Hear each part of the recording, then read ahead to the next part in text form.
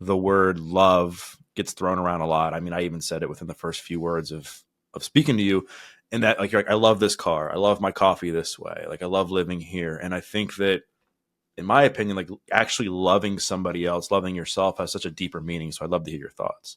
I mean, philosophers, people have been trying to define what love means for centuries. I think love's a very subjective experience that people should empower themselves to define in whatever way they want to. But when I think of love, I think of commitment. I think of work. I think of intimacy, meaning not sex, but emotional intimacy and vulnerability. They're words that I think of in terms of love as an experience. There are those words within the context of a relational dynamic and with someone that you really like. I'd love to dive more into intimacy, because I think when people think of the word intimacy, it's like sex, right? It's like, oh, we got intimate. And it's like, oh, people just assume that means you slept with the person, right? But it's so much more than that. So talk a bit about what it actually means to be intimate with somebody. Yeah, as a sex therapist, whenever someone's like, we were intimate, I'm like, oh, so you cuddled? Because we live in such a like sex phobic culture that we don't say sex. People will say intimacy. Work on your intimacy with your partner. Which, like, I don't want to take that away from anybody. If you want to say intimacy instead of sex, fine. But if we're talking about sex, you should say sexual intimacy, because there's all kinds of intimacy. There's emotional intimacy, there's sexual intimacy, there's intellectual intimacy. I mean, we could go on and on.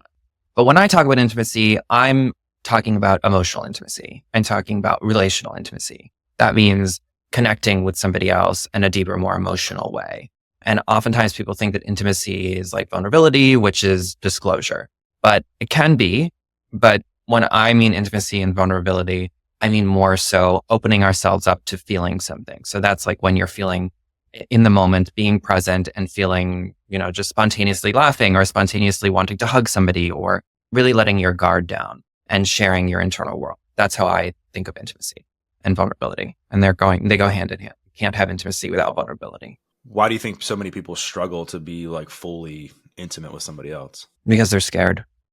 It's a risk. Many of us, myself included, come from really traumatic backgrounds where intimacy was really scary, was full of danger. And as a result, many of us then develop ways of doing intimacy. And oftentimes those ways, we adapt in those ways that are withdrawn, disconnected, withholding, internally focused as a habitual way of doing intimacy. For many people, it's not even conscious. It's just an unconscious response that happens in their body that they don't share, or they withdraw, or they withhold. And this is because intimacy is really risky.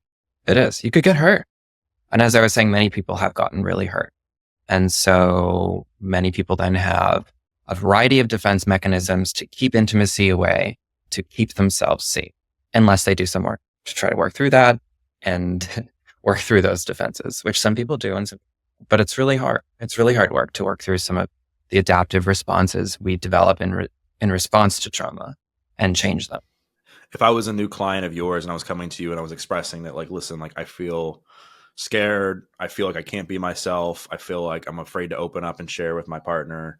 I feel like every girl has rejected me in my life. If I'm like just playing this out as a new client, like what kind of things would you have me do to help me become not only aware of my patterns, but to also like move the needle towards like healthy relationships? Well, I'd want to help you write your story in terms of your life story, your entire journey.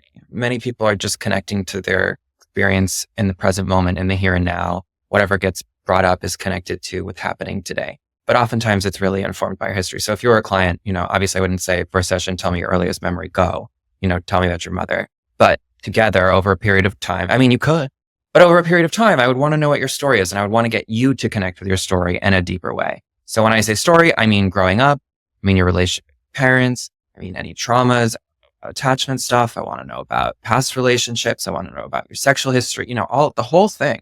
I want to help you write an entire encyclopedia about who you are so you can connect to yourself on a deeper level. So then you can connect to somebody else on a deeper level too. Because if we're not connected with ourselves, if we don't know our history, if we don't honor ourselves and what we've been through, you can't expect yourself to be able to connect with somebody else. So we have to first work on connecting with ourselves. And you can do that work simultaneously. And in fact, it's even better if you can.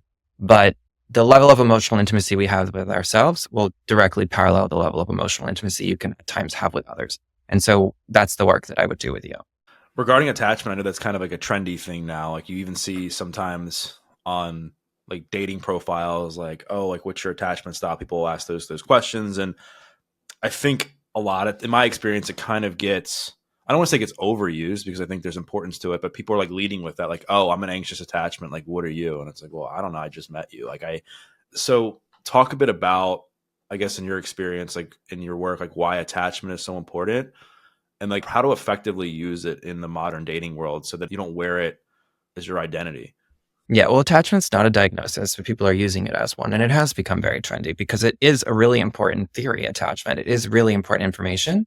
And I talk about attachment with all of my clients, but not in terms of their current adult relationships and those dynamics being an attachment relationship. I talk about how earlier attachment styles and patterns are reenacted in our adult relationships or triggered, causing a similar experience that we had when we were younger with those attachment styles, but with our caregivers. So it's a little bit different, but it is really important. I mean, it's important that people understand what their attachment style was or might have been growing up and the story behind that, the story behind how they learned how to love, how to be taken care of, nourished, nurtured, all of those things. It's a really big piece of dating and relationships. But again, the way that it's presented is, your relationship currently as an adult is either you're in an anxious attachment avoidant, which isn't necessarily the case. When we're talking about attachment styles, we're talking about the styles we had as infants and children with our parents. And again, how those things get reenacted, how our earlier attachment traumas get reenacted with our adult partners that often look and present exactly like an attachment style. But it's not. It's called trauma. Yeah. I know from my own experience, like doing a lot of that work really helped me like understand my own patterns, understand why I was stressed all the time, understand where some anxiety came from. And it came from like a lot of the way that I grew up. Parents got divorced when I was 5, a lot of conflict in the divorce. They didn't speak to each other. So like one of the things that I had to really unlearn is that when you get mad at somebody, it doesn't mean you never have to speak to them again. It just means, okay, like you're mad at this person and you're upset. You can do that in a way that's healthy and express that. And there was other things that came along with that too, in the way that they handled the divorce and the way they parented us as kids. And then I, through going to therapy, developed resentment towards them that I also had to work through because I was like, what did I do? What did I do to deserve like being raised like this? And that obviously, once I worked through that, it led to this like massive immense of growth for me in my 20s to better understand myself and how I showed up in relationships. And I would imagine that's pretty common. Like once people do some of this work and they find out like, oh crap, like this is what happened, they get this immense amount of emotion that piles up. How do you recommend people reconcile all that? Well, one, it's really awesome that you did all of that work. Not a lot of people do. I'd say it takes a lot of bravery and courage, and it's a skill to think about and to do and to pursue. So it's really pretty cool that you did. And it does bring up a lot. But I mean, to me, I think it's harder not to do the work. It's harder to participate in unhealthy relationships, to continue and reenact patterns that look like our childhood. It's harder to have a second childhood as an adult and just keep playing out these old themes in our lives. So I think in some ways, it can feel harder because it brings up hard emotions, but I don't think that makes life harder.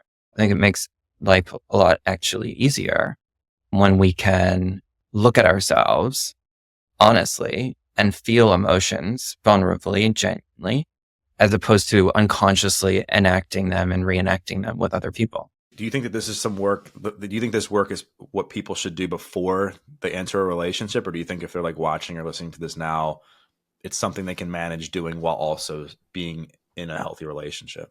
There's so much about like the timing, when you're ready, if you're ready, what does relationship ready mean? As far as I'm concerned, you can do it in a relationship, you can do it out of a relationship, you can do it at the end of a relationship, you can do it at the beginning of a relationship. There's no bad time to do this work and to care for yourself in this way.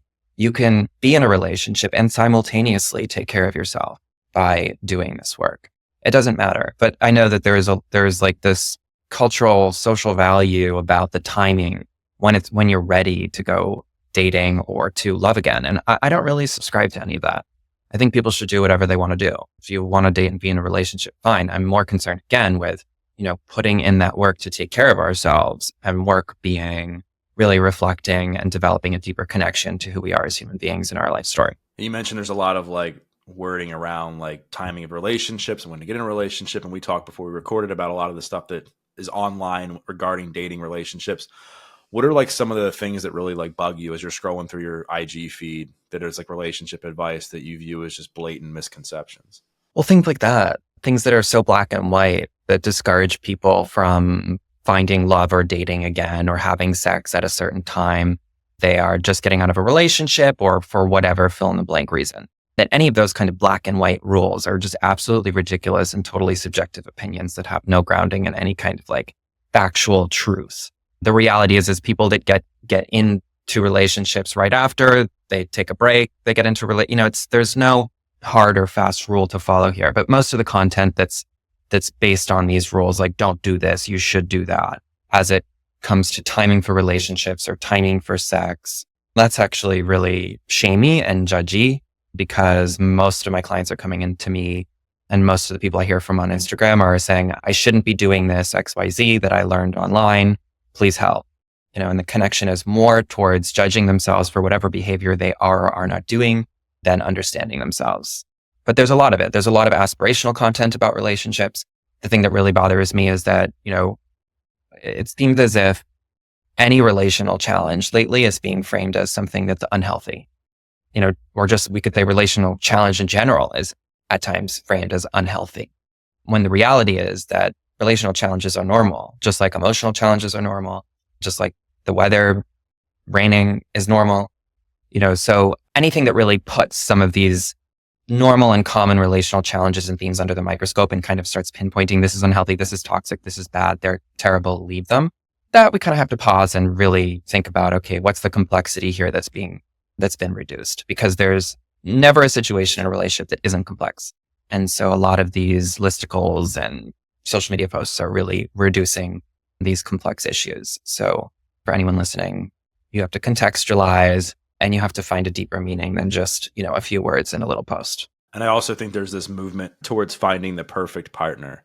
There's so many choices out there. I mean, you have all the dating apps, then you have social media, then you have friends, you have all these people that are just sometimes in your face at all times. Like, what is your, it's different for everybody. Like, again, it's not black and white, like you just said, but generally speaking, like, what are the qualities that you think matter when it comes to attracting the right partner?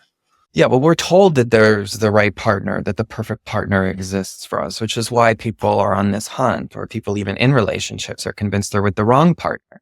So I try to get people away from this evaluative approach and really take it a step at a time. If they're dating, I don't want them evaluating somebody before they've even met, which is what happens. They're evaluating their potential partner based on a dating app profile. I'm like, you don't know the person. We don't know. And we can be surprised. But generally, there should be some guidelines for how we participate in relationships or date, in terms of emotional safety. That's number one. We don't want someone who is unkind. We want someone who's growth oriented, so who's willing to reflect and to sit and to think about things in a deeper way. Someone who's flexible and will negotiate whatever. And so, there are basic things like that, but most people, have a whole laundry list of things that they think that they should be receiving in relationships or from a partner, oftentimes before they've even met them, which is the wrong approach. I've even noticed this in my own life where if I'm like, swiping on a girl on a dating app and we match, and then before I'm going out with them, I'm already like kind of sizing them up. I'm like, I feel like I have some information about them and I'm curating this narrative in my mind of what this person's supposed to be like. Then I meet them and now I'm comparing like that to the online profile. And it's like, that didn't exist like 20 years ago. Like back in the day, you had to literally like be curious about somebody and ask questions and get to know them. And you had no preconceived notion of what somebody was supposed to be. Yet, I don't know the statistics now. I'm sure you'd be more familiar with them than me, but like most people I feel like are meeting online now. So how do you balance those two things when you're getting like a resume essentially in front of you when you're swiping on somebody? How do you not evaluate that before like engaging and communicating with somebody online? You just don't. You have to stop yourself. If you're really looking to connect with somebody, you can connect with somebody if you're evaluating them. You can't. The best thing you can do is, to focus on yourself and to focus on being present and to, as you said, being curious. It's the number one most important thing you can do, whether you're dating or in a relationship or getting out of a relationship, is to be curious. And when we have these judgments and preconceived notions about who people are or who they're going to be, or perspectives about who our partners are, We cannot be curious. We miss their story, our story, and we're not present. So if you want to date and get into a relationship, the focus has to be on, okay, so you note something on their profile, you note an interaction, put it aside. The focus then has to be on being present, on being curious, on trying to get to know them and trying to let them get to know you. But fundamentally, when you approach a date, a first date, a third date, or you're in your 10th year of your relationship, when you're approaching somebody with a bias about how you think they are, who you think they are, you're fundamentally disconnecting. There's a part of you that's disinterested in finding out who they are because you think you already know. So we have to go into dates with an open mind, and we can't if we're evaluating somebody. And the reason why we do it, and everyone does it, I do it, I did it, we all do this, it's for protection. It's anxiety. It's high level anxiety that we're now encouraged to do. And it's really sophisticated because it feels right. It feels like this is how I should be doing it. They said this thing, this isn't what I want. It feels like the next logical step to meeting somebody, but it actually isn't. It's just our fears saying, I don't want to get hurt. This is risky. I have to make sure that I'm going to pick somebody who won't hurt me.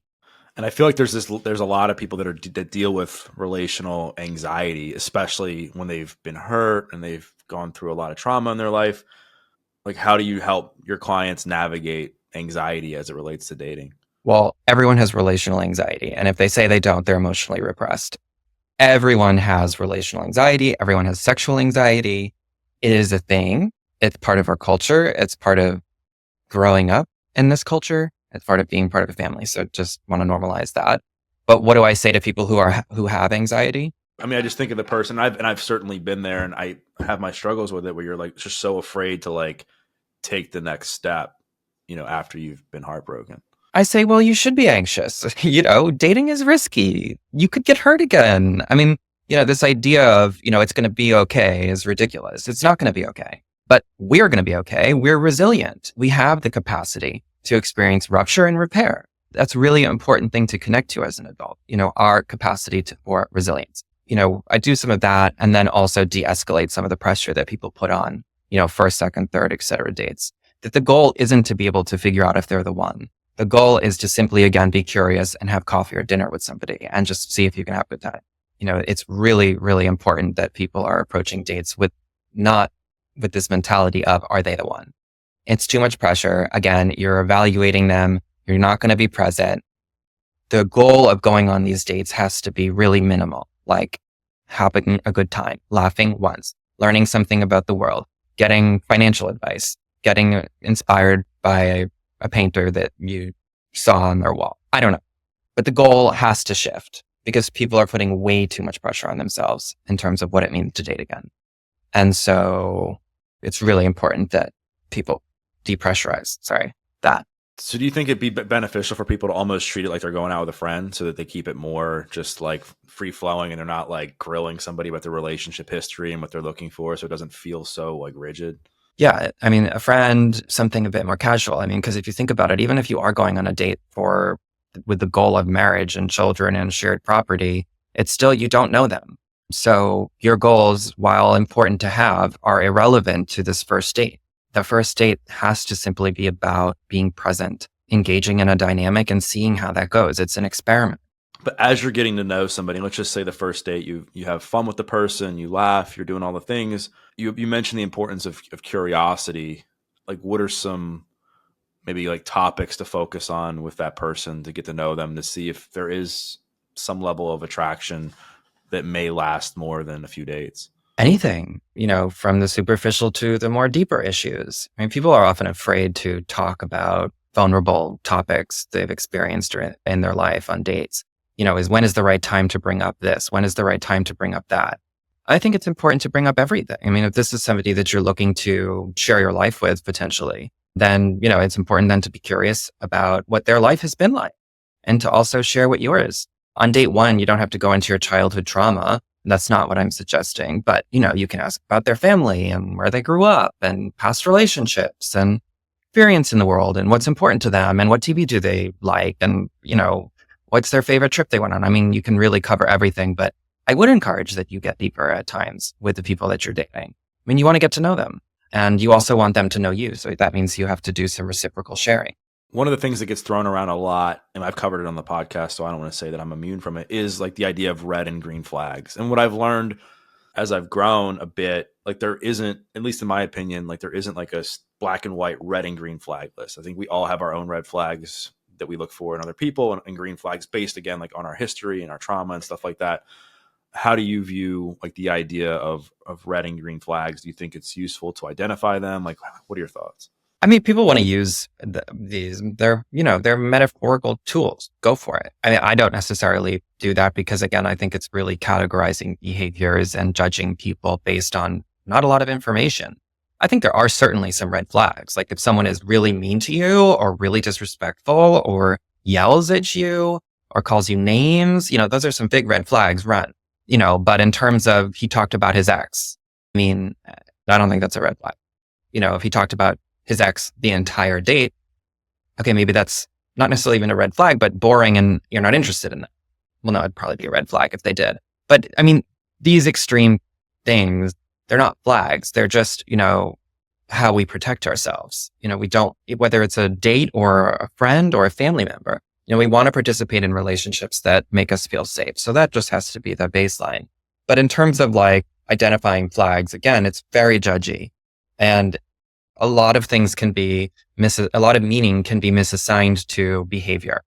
If we really want to know what's behind a yellow flag or a green flag, or even a red flag, we simply just have to ask. I noticed that you talked about your ex. When did it end? How are you doing with that? So we'd be better served at exploring, expressing curiosity rather than judging behavior.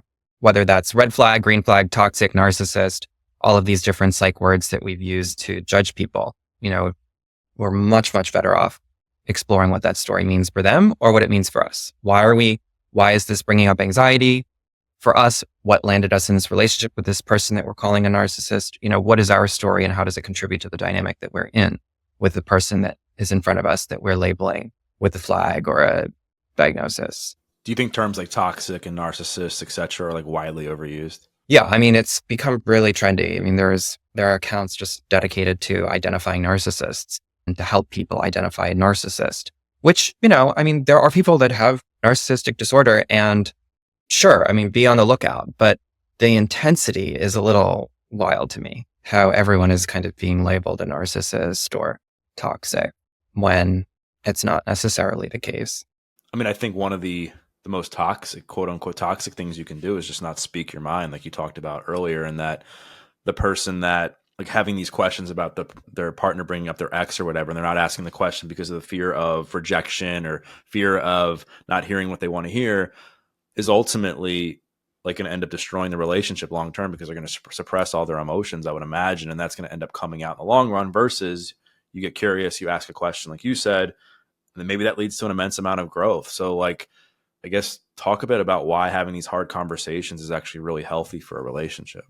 They're hard conversations because most of us have never had them. Most of us have never felt safe enough to be that open or vulnerable and to share that part of ourselves. It is a vulnerable thing to ask somebody a deeper question. It is a vulnerable thing to have that conversation. And that can be really scary, but it's really important if you want to actually connect with somebody. This is how emotional intimacy is created, by having these conversations that we once experienced as hard.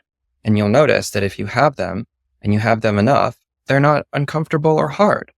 They might bring up hard feelings, but they're not going to be an explosive, catastrophic moment. But they're really important to have if you want to deepen your relationship, whether they're about conflict or about unfulfilled need or about curiosity about your partner's history or whatever. They're very, very important if you want to deepen the bond you have with somebody. And I've heard time and time again that the way you deal with conflict is like a make or break thing in relationships. And like you said, like a lot of people aren't even like taught how to deal with conflict. I mentioned that the way I saw conflict was very like negative when I was younger. And so I had to learn how to healthfully bring up stuff that bothered me and have the hard conversations. Like, is there any kind of like general best practices you use with your clients when they're trying to get better at navigating conflict in romantic or personal relationships? Yeah, again, it comes back to the self-awareness stuff, because in conflict, most of the time, something's going to get triggered. It's going to bring something up for us. And when we're feeling a large emotion, we may often misassign that emotion to our partner or whoever is the one triggering it. when those triggers are coming from within us, and we have to own that intensity. So I want to work with people to help them better understand that intensity. Where does it come from? Where did you first feel it? Who made you feel it? What does it bring up for you? What it was lacking in that dynamic, usually apparent. And so, once we can understand what is happening for us in that moment, we can have conflict we can de-escalate conflict. We can get to a place where we can repair conflict faster, and we can have more productive conflict.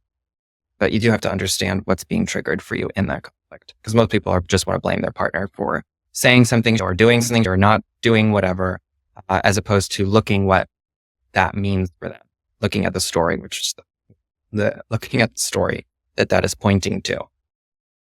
And I know that I've struggled over the years with like codependency at times. And I think that sometimes gets in the way with people healthily dealing with conflict, because they're like, oh, if I bring this up, my partner's mad at me, is that going to be a reflection on me? Or if they leave, am I going to, feel like a loser for the rest of my life, or a failure, or whatever the story is in their head?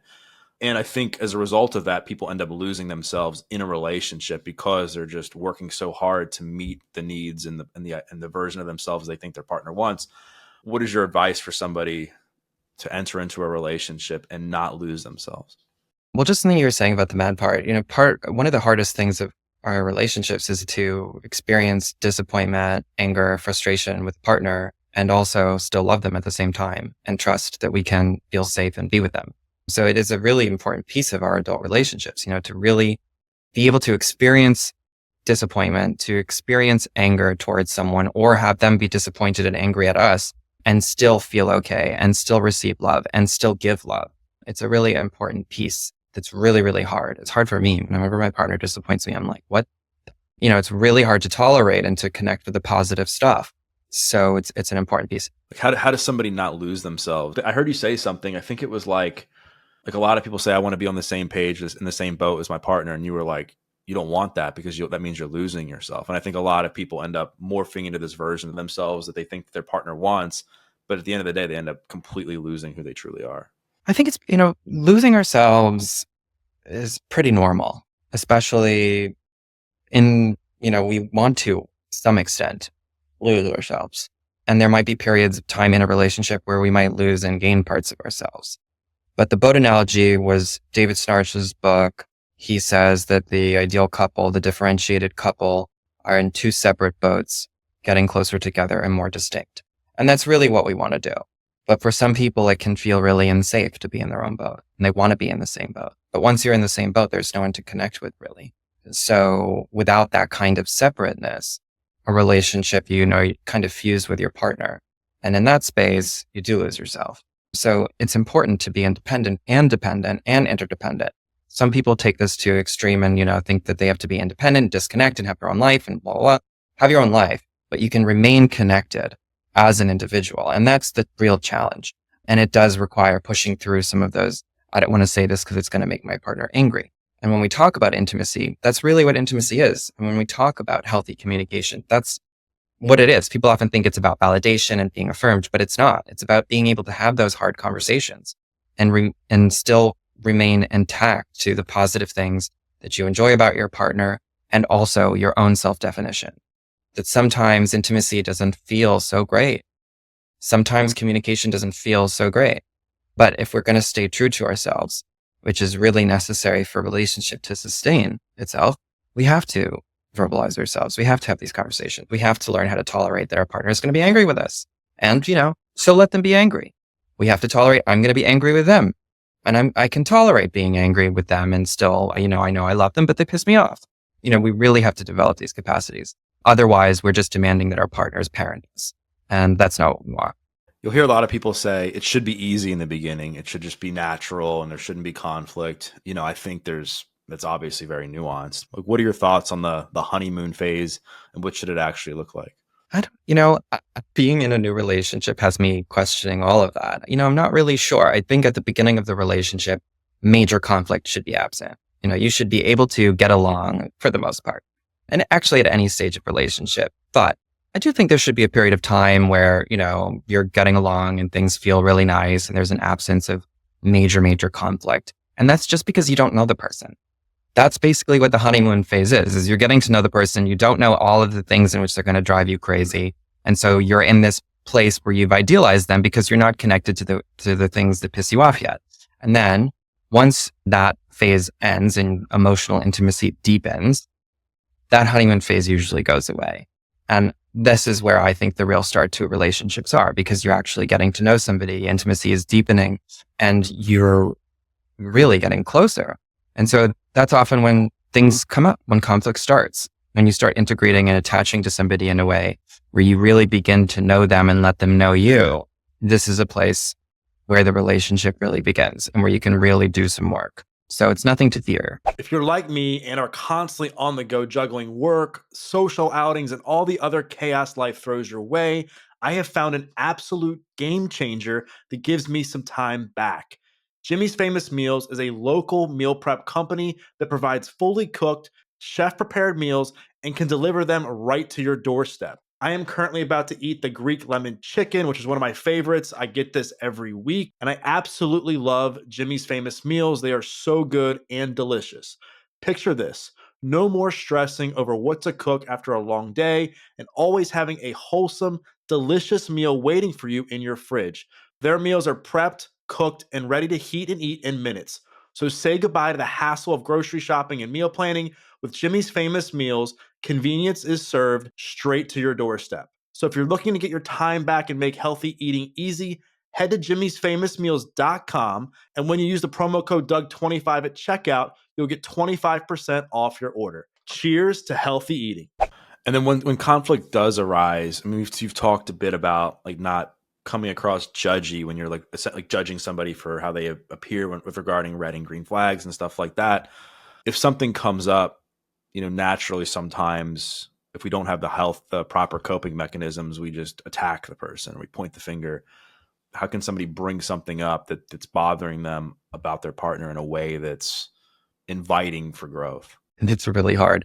In my book, I call it emotional karate or mission impossible. It's really hard because, you don't want to criticize your partner, but you might have critical feedback. You don't want to hurt them, but it might hurt them.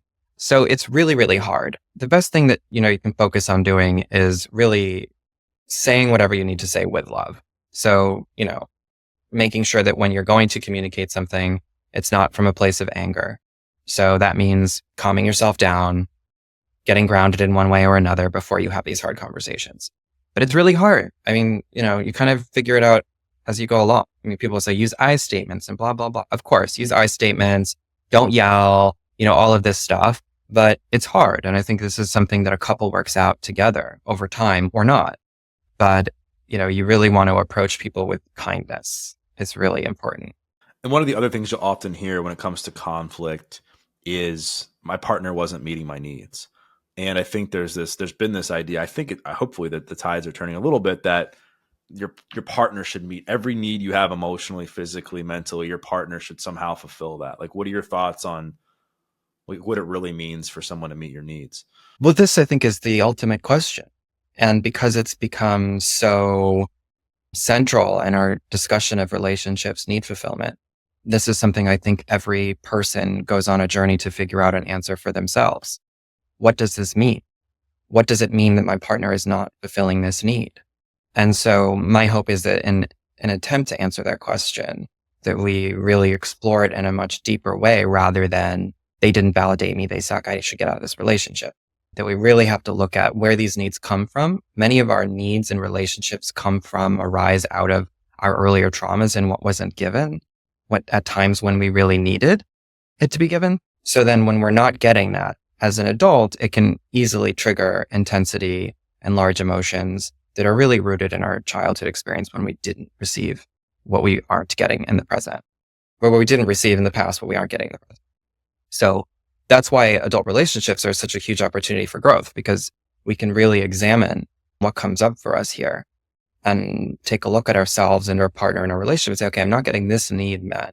Is this something, where does it come from? And why is it here? And why am I reacting? And is this something I can tolerate? Do I need it? Is it realistic? It might be reasonable, but is it realistic? And to really grapple with that question of what can I tolerate? What do I actually need? And is this something you think people could just like write down, like as far as what they need? Is this something that they need to address with somebody like you or a therapist that can help them unpack all that? Like, how can somebody like begin to cultivate the self-awareness around all that? Both. Therapist, self, read a book. But this is also, if you're in a relationship, this is a couples issue. So you don't want to do this work in isolation. You have to include your partner in this. So it's important that, the idea of needs and exploring the stories behind needs, your partner is also involved in that, and vice versa. So much is focused on what is my partner going to do for me, but what are you going to do for them? Which is an important piece here. So many of us are focused on what type of love we're receiving and not thinking about what type of love we're giving or how we're showing up in a relationship that's creating a dynamic where we're not receiving the type of love we want to receive. So these are really important couples issues that need to be addressed with both people in the couple and also separately. So yes, therapy, journal, write it down, and include your partner in all of this too. And oftentimes I think people will sabotage things on purpose, just unconsciously, right? Because of past patterns, because of being scared, because of not knowing any better. Like, what do you think are some ways that people tend to sabotage things that they're not even paying attention to? They'll push their partner away, oftentimes in the response of not getting their needs fulfilled, by being passive aggressive, by not being curious about why their partner isn't fulfilling their needs, by shutting down, withdrawing, avoiding. All of that is going to sabotage and ruin relationships. But it's really hard not to do it, because sometimes when we get triggered, it can feel so intense that withdrawing feels like the right thing to do. It can feel so intense that being passive aggressive even feels like the right thing to do. So, it's incredibly hard to say, okay, this feels 100% absolutely true, but this is a complex story. And this isn't just about my partner being a piece of, this is about my history. And the largeness of which I feel isn't about my partner. Outside of like things like abuse, like how does somebody know when it's time to walk away from a relationship? I mean, I guess that's the ultimate question, isn't it? Right. I don't know. I mean, when I was ending my relationship, I was, trying to figure that out. I read all of the books, Too Good to Stay, Too Bad to Leave, When to End, blah, blah, blah. There's so many books. The reality is that ending a relationship is an incredibly difficult decision, that most relationships, most of our partners are not 100% bad. There's good things there. We're attached to them. We love them. So it's not just such an easy thing to end it, which is a really important thing to understand, that most people feel ashamed about. I didn't end it. I should end it and I can't. There's a tremendous amount of shame about staying in relationships that we think we should end. So it's not that easy. What I realized in my last relationship and in the work that I do with my clients is that we get to these points where we can feel so paralyzed by that question and do nothing and spin and spin and spin and try to think our way through, how do I do it? When do I do it? What's the right time? And there is a third option, and that is to work on it, which just sounds counterintuitive when you're thinking about ending the relationship, but to go to couples therapy and to work on it with the question out loud, I'm thinking about ending the relationship.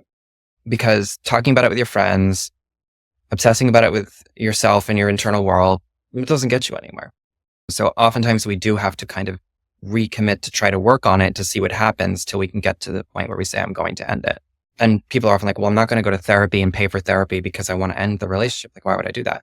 And it's like, well, so if the reality is you want to end the relationship, but you're not doing it, then there's something holding you back from either committing to it or ending it. And so I think that the third option of going to therapy and working on the relationship from the place of, I'd like to end it, is really important. And do you think most relationships break down because of lack of intimacy, lack of connection? Or do you think it's normally or do you think it's something that's bigger that arises that tends to get in the way? I think it's much more complicated, which leads to the lack of intimacy, that oftentimes people form a dynamic in relationships that's really, really, we could say unhealthy, but let's just say unsatisfying, whether it's, constant bickering or feeling misunderstood or invalidated or judged or criticized or judging or criticizing, that we can get into these dynamics in relationships that feel so solid and feel so specific to our relationship and our partner. And it can also feel like there's no escaping that there is no hope, which sometimes there isn't. I don't know, but that's what happens. And then emotional intimacy breaks down and sexual intimacy certainly isn't going to be present. And then in the absence of any kind of positive connection, all we're left with is this awful perspective we have of this person that makes us feel like, so, it's a really hard when you're there. This is my own experience and just seeing what I've seen online, just talking to friends. A lot of the reasons people want to break up with the person or leave is because they have this vision that it's going to be this fairy tale relationship and there's going to be no conflict, and conflict means that the relationship is bad, and that if you have a disagreement with your partner, that means that they're not the one, and all these things that we tend to believe. And like, I love I guess you would call it like the subtitle of your book, where you talk about like losing the fairy tale. Because I think that we've all, no matter, even if we know that relationships now aren't a Hallmark movie, we still, I think in some way, have it ingrained in our brain. Like, what did you mean by losing the fairy tale, and what should we actually look for? Forgetting the fairy tale is not living in fantasy land. To really live in reality, the reality that relationships are challenging, that we all have some version of trauma, that we reenact it, that nothing is ever that easy. To really get away from this idea of the one or someone that's going to come into your life and make your life just so amazing and save you. To really get away from this aspirational idealization of relationships, because that's not reality. So when I say forget the fairy tale, I mean, I quite literally mean forget the fairy tale. That, the things that we see on TV and on social media, they're not based on reality. The reality of relationships is they require a lot of hard work. They're disappointing. We choose someone who's going to specifically frustrate us and disappoint us. We reenact our earlier traumas. I mean, it's really, really hard. So, and it requires a lot of work. And that's the real portion of it. I feel like so many people, they're just so stressed out when it comes to dating now. I've even heard now a term like dating burnout. I don't know if you've heard that, but where people just get completely burned out from dating. And I think it's because of, in part, all the options that are available, and people are just going out on so many dates every week or every weekend or whatever. And they're just stressed out. Like, how does somebody kind of navigate this new modern dating atmosphere that we're in without like literally losing their mind, like you say in your book? Well, you will lose your mind. I mean, the title isn't actually a little bit of a bait and switch, because you're going to lose your mind. The idea is to really normalize that sense of I'm going to go nuts, because life, people, relationships are going to make you crazy because it's really hard. But in terms of dating burnout, people can take breaks. Dating's hard. Dating's risky. Dating takes a lot of effort. Dating can be really triggering. Dealing with rejection, rejecting, dealing with bad sex, dealing with good sex and having the person ghost. I mean, it's really hard. And some people are able to tolerate more than others. And it doesn't really matter how much you're willing to tolerate. It just matters that you do what's best for you. I personally felt burnt out by dating at times, but didn't want to stop dating because I really wanted a relationship. Maybe I should have taken a break. I don't know. But I think people have to decide for themselves how they want to protect themselves, and, they can do whatever they want. Where do you see, as a sex therapist, where do you see sex in as far as importance in the context of relationships? Like, where is it high? Do you think it's high up on the hierarchy of what people should really pay attention to, somewhere in the middle? Like, where do you see it? I think it's different for everybody. I tend to believe that it's important. If you're in a sexual relationship that's monogamous, it's particularly important. But people often neglect their sexual relationship, deprioritize it, especially over a long period of time. They aren't talking about it, they're avoiding it. And so it creates a lot of issues. But it is a way that people give and receive love. I mean, it's often relegated to this like lust category, but it means a lot more. Even if it's with a stranger, that's a relational dynamic and there's a lot of meaning there. Maybe the meaning with a stranger isn't that you're going to, marry them and have kids with them or whatever, but there's a dynamic there. And sex is a relational experience. So it's not something to be underestimated. However, if it's not important to you, that's a different story. But for many people it is. And for many couples, the more sex they have, the closer they feel, the better they feel in their relationship. I mean, it's a thing. And that's because sex is a very vulnerable way to connect. And it can be really a special love language that you share with someone that's special to you. So it's an important piece of relationships. And when you say sex, I think I heard you talk about in your book that over the years, one of the things that has maybe been misinterpreted is that sex just means like the old school, like penetration, right? And that it's much more than that. For people who are listening to this, like, how do you think people should actually view the term sex, like what that actually means? Sex is much more than penetration, but, we live in this culture that's really penetratively focused. And that's more historical and actually about having babies than it is about sex. It's more about sexual values and historical social values than it is about sex. So sex is any type of sex. It can be mutual masturbation. It can be oral. It can be digital stimulation. It can be anal. It can be vaginal. It can be just cuddling and making out and humping. I mean, it really can be whatever you want it to be. But when we reduce sex to just penetration, it's, we do miss a lot of fun things. And do you think that's something that can get better over time? Like, because I think like there was the old saying that's like, you want to try out the car before you buy it or something like that. And I've also heard from talking to people that the more emotionally connected you are to somebody, the better the physical intimacy, the better the sex will be. Like, what are your thoughts on that? For some people, the more emotionally intimate they are with someone, the better the sex is. And for some people, the more emotionally intimate they are, the worse is. It's really, everybody is different and everybody's story is different there. But people always talk about the timing of sex and when to have sex. I think you have sex right away. I mean, figure out what that's like. Build a sexual connection. Sometimes people will have sex with somebody for the first time and say, oh, it wasn't there. It's like hopeless. But, when you're having sex with somebody for the first time, both of you are anxious. You don't know each other's body. It can be a little clunky and wonky. So the goal there would be to have really open, honest, direct conversations about what you like, your preferences for touch, for kink, for whatever. So you can build the connections. Because it's not just sometimes, sure, it can just be there. But most of the time, you do have to do some talking in order to get to a place where you're feeling sexually connected and you have chemistry. Yeah, I think communication is important no matter what phase of the relationship you're in, no matter what section of the relationship you're kind of talking about. And I think just so many people end up avoiding it because of the risk of being hurt, being vulnerable, feeling ashamed, judged, whatever. As we kind of like move towards the end of the conversation, I think as we've talked about like different phases of dating and relationships, I would say the biggest thing that people struggle with, I think, is like breakups. Like when they get their heart broken, it's like so many people, it like crushes them for weeks, months, years, decades even. How do you help your clients navigate breakups? Like what has been some things you've even done for yourself that have helped you with like ending a relationship so that like you're healthily feeling all the emotions that come with that while also not like sitting in them for longer than need be? Well, the end of a relationship is a really pivotal time for people. One, it's extremely painful and it might last for a very long time.